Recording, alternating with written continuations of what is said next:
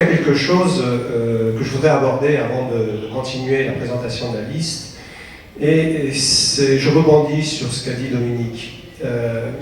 J'avais beaucoup, et je le disais à certains de mes copains, quand je travaillais à l'extérieur dans le cadre du contrat de ville, dans le cadre du CINIC, syndicat mixte de transport, j'avais beaucoup de plaisir à travailler avec la plupart, l'ensemble des maires, les préfets, etc.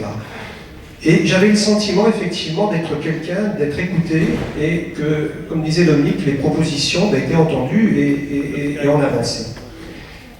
Et lorsque je retournais depuis quelques mois au conseil municipal de Carrosse, à la mairie de Carrosse, j'y allais avec un nœud dans le ventre.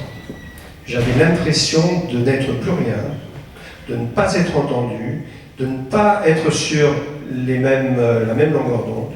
J'avais le sentiment de ne plus retrouver ces valeurs, les valeurs qu'a exprimées Dominique, c'est-à-dire des valeurs d'équité, de justice, des valeurs de partage, de générosité, de tolérance. Je ne les retrouvais pas.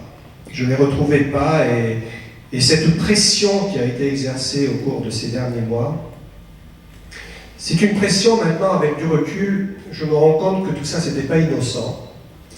C'était une manière de nous exclure, sans en assumer la responsabilité, et sans assumer la responsabilité de la rupture. Vous savez, quand vous voulez exclure quelqu'un, et quelqu'un me l'a fait remarquer tout à l'heure d'ailleurs, en me disant, mais c'est pareil dans les entreprises. Tiens, c'était la journaliste de France 3, avec laquelle je dialoguais, elle me dit, mais c'est pareil dans une entreprise. Hein. Quand on veut virer quelqu'un, quand on veut que quelqu'un s'en aille, on le met au placard, il met de la pression, et puis naturellement, il ne supporte plus et il s'en va. Et cette pression, elle allait croissant ces derniers mois, ces dernières semaines. À tel point que lorsque j'assiste à cette réunion, parce que certaines personnes me disent, mais pourquoi cette rupture? Tiens, Sibeta, il est devenu fou, il veut absolument prendre le rôle de maire, mais je n'en ai rien à foutre pour être du rôle de maire. C'est pas ça qui m'intéressait. Moi, je voulais travailler et continuer à travailler sereinement et efficacement.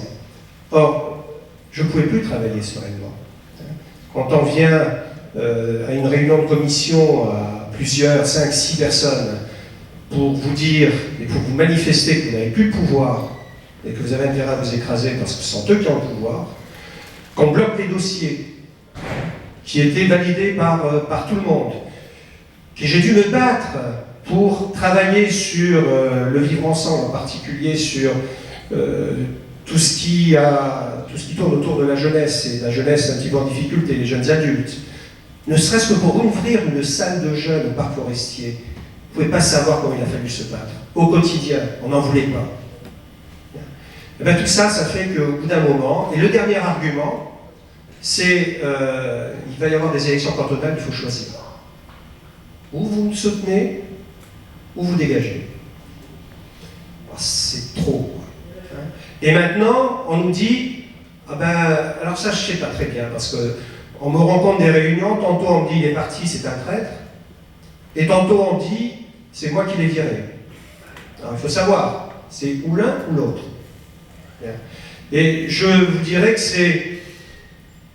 j'ai senti, lors d'une dernière discussion, que on était un petit peu piégés, j'étais piégé avec certains de mes copains.